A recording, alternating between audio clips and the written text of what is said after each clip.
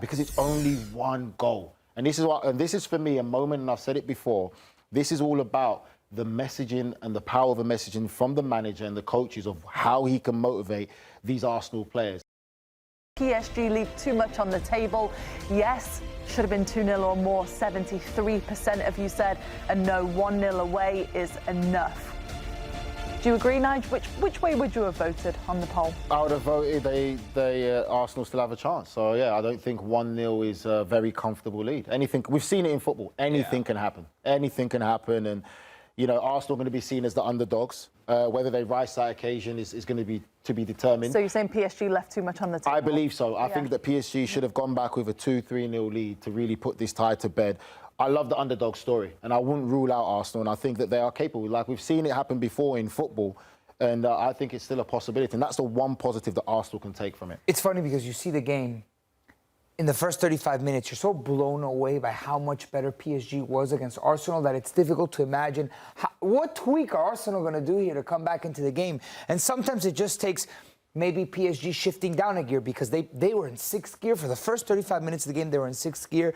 And then Arsenal smelled a little bit of an opening, and they started creating a couple of opportunities, and it probably got even better in the second half. But yeah, 1-0 might be enough for PSG, but anything can happen. In those type of games, you want players who are fearless, who are going to go out there and just do it and don't let the situation or pressure get the better of them. Do you know what I would do?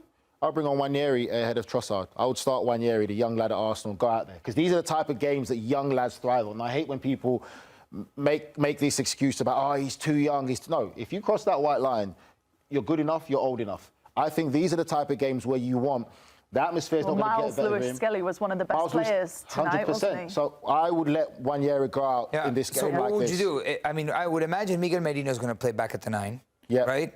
So Saka, are you putting in Nwaneri on the other side? I'll put Nwaneri on the other side, and he's such a good player that you could move. No, that's the issue that Arteta has now.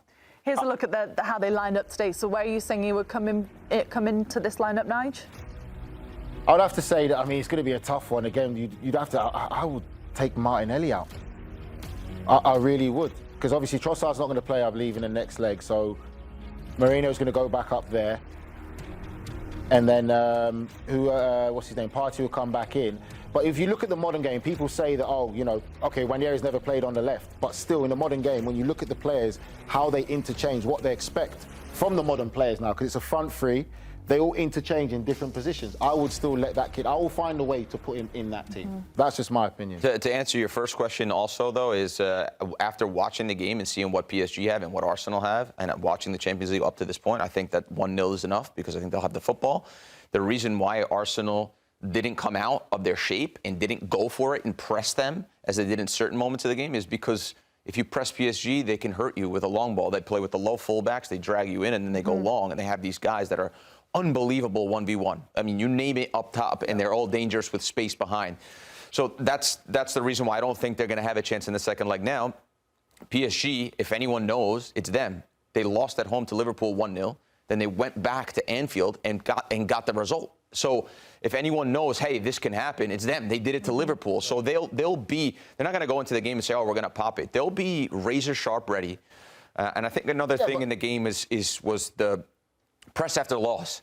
Like, you know, we can applaud how much they popped it around and played, and they got these guys, and at one point the ball came down and Doué, like, controlled it with the back heel and, like, a little bit showboating because they were so comfortable.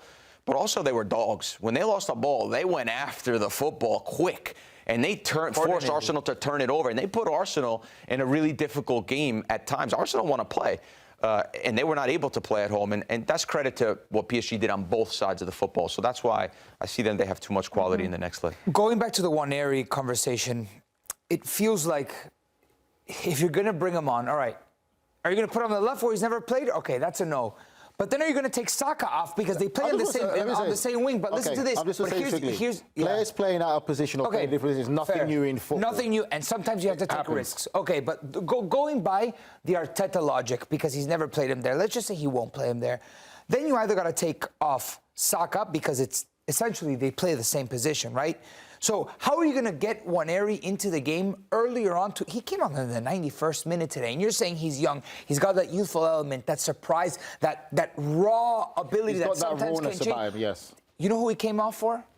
Odegaard. And Odegaard today was way off the mark. And that's my point. That maybe at one point, it sounds crazy, but do you consider, if Odegaard, again, is having another game that is forgetful? Odegaard will start. No. I'm not saying start. Get Nwaneri into the game earlier to be able to influence the game. You bring him on in the 91st minute. What's that for?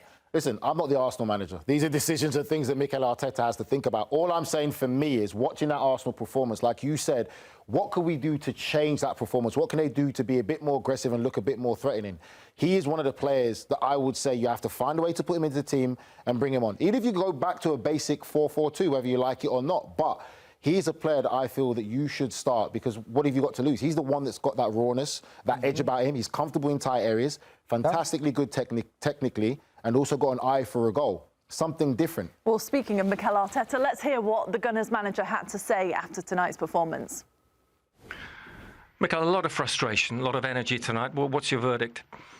Well, disappointed with the results. Obviously, we put so much into the game. It's true that the first 10, 15 minutes we struggled to get momentum and to get the dominance that we wanted to find, especially because we weren't very efficient the moment we regained the ball and where we want it, and that caused us a few issues. But regardless of that, they didn't have anything apart from the goal. It's a very individual moment. That's the margins in this level. And after that, I think the team went better and better and better, and disappointing not to get a draw at least. So what do you learn from tonight for next week? Listen, I know you'll review the tape, of course, but what do you take sort of instantly about tonight and your feeling for next week? That is half-time, and we have a big chance to be in that final. Make it happen, as the banner says. Exactly.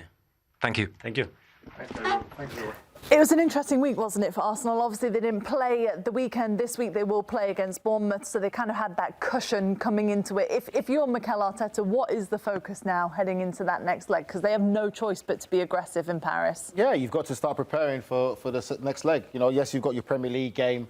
You can be competitive. They've got a decent enough squad. They've got players who haven't seen a lot of game time this season, so you can make changes. How many changes would you make for Bournemouth? For Bournemouth, I'll probably say you could make 4 or 5 changes. Like Liverpool are champions already in England, the Premier League. So I would make changes, but I'll be focused on that next tie because it's only one goal. And this is for me a moment, and I've said it before, this is all about the messaging and the power of the messaging from the manager and the coaches of how he can motivate these Arsenal players. And if I look at these situations, not just in the same team, but I'll tell you a manager who was great at this back in his heyday, Jose Mourinho. Jose Mourinho's mindset of giving the players of us versus the world. Isn't he still like that now? I mean, it's a different time now, but in the generation of players that he had, he would be perfect for these ties where everyone will write them off, but he'll get his players to be like a band of brothers, to not give up, to believe they can do it, and look at this like it's us versus the world. That is the kind of messaging that Mikel Arteta has to give to this Arsenal team. Given the ghost of the past that PSG has in this tournament, you score one goal. And this is the psychological element to all of this. You can be a great football team, but you concede a goal, where's your head at?